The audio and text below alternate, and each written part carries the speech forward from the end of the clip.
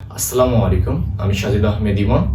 আজ আপনাদের মাঝে যেটা নিয়ে আসবো সেটা হলো কমপ্লিটিং সেন্টেন্স এবং কমপ্লিটিং সেন্টেন্সের আগের রুলসগুলো ছাড়া হয়েছে 1 থেকে 3 পর্যন্ত। এবং আজকে যেটা নিয়ে আলোচনা করব সেটা হলো রুলস 4 এবং রুলস 5। তো প্রিয় শিক্ষার্থীরা, আসো রুলস 4 এবং 5 এ কি আছে সেগুলো আমরা সলভ করি এবং দেখি। রুলস 4 এ যেটা আছে সেটা হলো with a view to, look forward to, get use to, be used to, তারপরে addicted to, devoted to, preferred to, can not help, could not help এবং উড ইউ মাইন্ড। এই যে ওয়ার্ডগুলো আছে, এই ওয়ার্ডগুলো যদি তোমরা কমপ্লিটিং সেন্টেন্সের মাঝখানে পাও, তো কমপ্লিটিং সেন্টেন্সের মাঝখানে পেলে তোমাদের কি করতে হবে? যদি এই ওয়ার্ডগুলো পাও, এগুলো হলো জেরান্ডিয়াল ওয়ার্ড টাইপের, তো এইগুলো যদি পাও তোমরা অবশ্যই এগুলোর পরে ভার্ব থাকবে এবং ওই ভার্বকে তোমরা আইএনজি করতে হবে। তাহলে আসো দেখি এখানে কি করা হয়েছে। তো দেখো, হি ওয়েন্ট টু ঢাকা, এখানে কি আছে? হি went to Dhaka with a view two. তো এখানে উইথ এ ভিউ টু, এই দেখো এখানে উইথ এ ভিউ টু আসছে এবং এই দেখো আমরা রুলস 4 এ বলছি যে with a view to, look forward to, get use to, এরকম ওয়ার্ড থাকবে। তো এখানে কি পাওয়া গেছে? এখানে পাওয়া গেছে উইথ এ ভিউ টু। তারপরে আমরা কি বলছি? এই ওয়ার্ডগুলো যদি পাওয়া যায়, এই ওয়ার্ডের পরে আমরা কি করব? অবশ্যই পরের ভার্বের সাথে আইএনজি করতে হবে। তো আইএনজি কিভাবে করব এবং তারপরে কি লিখবো, তাই না? তো তারপরে মনে করো এখানে কি আছে যে হি ওয়েন্ট টু ঢাকা। এই উইথ এ ভিউ টু অর্থ কি প্রকাশ করে জানো? উইথ এ ভিউ টু অর্থ এরকম যে, মানে এই যে এখানে যে অর্থটা হি ওয়েন্ট টু ঢাকা, মানে সে কেন বা কোনো কারণে, জন্যে, অর্থাৎ জন্যে অর্থ টাইপের প্রকাশ করে এই উইথ এ ভিউ টু। তাহলে হি ওয়েন্ট টু ঢাকা, সে ঢাকা গেল উইথ এ ভিউ টু, মানে কি জন্য গেছে? এখানে তুমি দিতে পারো, আমি যেটা করছি সেটা হলো অ্যাটেন্ডিং এ মেডিকেল কনফারেন্স। অর্থাৎ এখানে পুরো অর্থটা তাহলে কি দাঁড়ালো? He went to Dhaka with a view to attending, এ দেখো পরের ভার্ব হলো অ্যাটেন্ড, তার সাথে আইএনজি করা হয়েছে, কারণ আমরা জানি উইথ এ ভিউ টুর পরে যে ভার্বটা থাকবে তার সঙ্গে আমরা আইএনজি করতে হবে।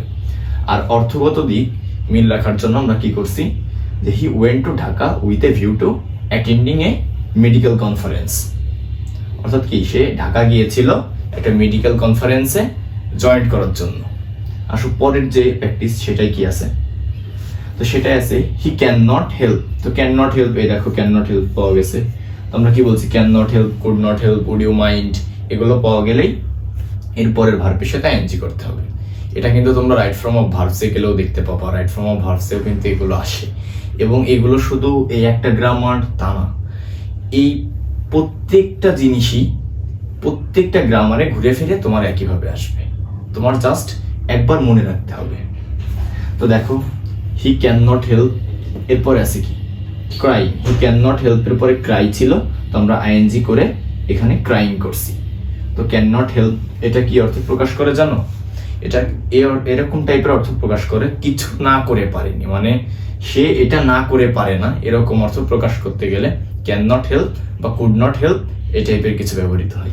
সেখানে দেখো she can not help crying, সে কান্না না করে পারে না কি?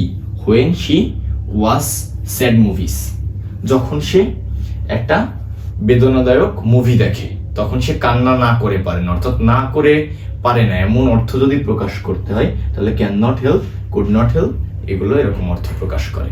তো তোমরা আশা করি এটা বুঝছো। তাহলে পরের যে রুলসটা যাই, রুলস 5 এ যাই।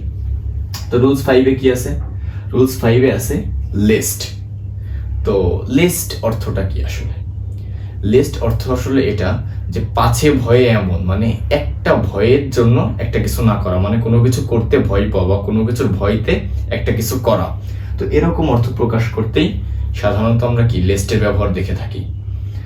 তো এখানে লিস্টের পরে কি, যদি কোনো জায়গা লিস্ট পাও, লিস্টের পরে যে অংশটুকু থাকবে ওইটুকে দেখা যায় আমাদের শূন্য স্থান আছে। তো কমপ্লিটিং করতে বলে, তো লিস্টের পরে যদি লিস্ট এসে শেষ করে এবং তারপরে যদি কমপ্লিটিং সেন্টেন্স করতে পারে, অবশ্যই মনে রাখবা লিস্টের পরে সাবজেক্ট শুড বা মাইট প্লাস ভি অন হয়। অর্থাৎ লিস্টের পরে শুড বা সাবজেক্ট প্লাস শুড বা মাইট প্লাস ভি অন হয়। দেখো প্র্যাকটিস দেখো, এখানে হি ওয়ার্ক ফাস্ট লিস্ট। দেখো তোমাদের কমপ্লিটিং সেন্টেন্সে এতটুক দেওয়া থাকবে এবং এতটুক দেওয়া থাকবে না, এতটুক তোমাদেরকে করতে হবে। তো দেখো হি মানে ওয়ার্ক ফার্স্ট লিস্ট, ঠিক আছে। এই আমরা কি বলছি, লিস্টের পরে কি subject plus should might plus ভিয়ন। দেখো এখানে কি করা হয়েছে, ইউ শুড নেওয়া হয়েছে, মাইট নিলেও নিতে পারো। ইউ শুড, এবার কি ভিয়ন লাগবে, মিস দ্য বাস।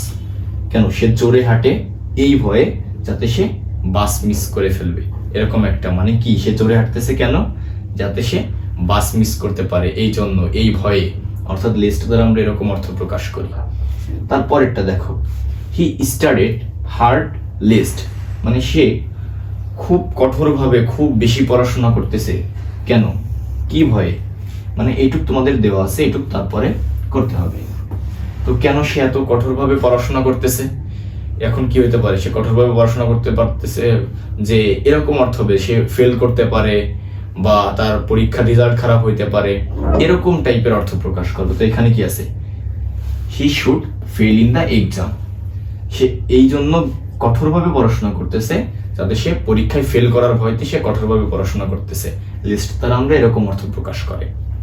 আশা করি তোমরা এখন এটা বুঝছো। তো আসলে আমরা পরবর্তী রুলসের দিকে যাই।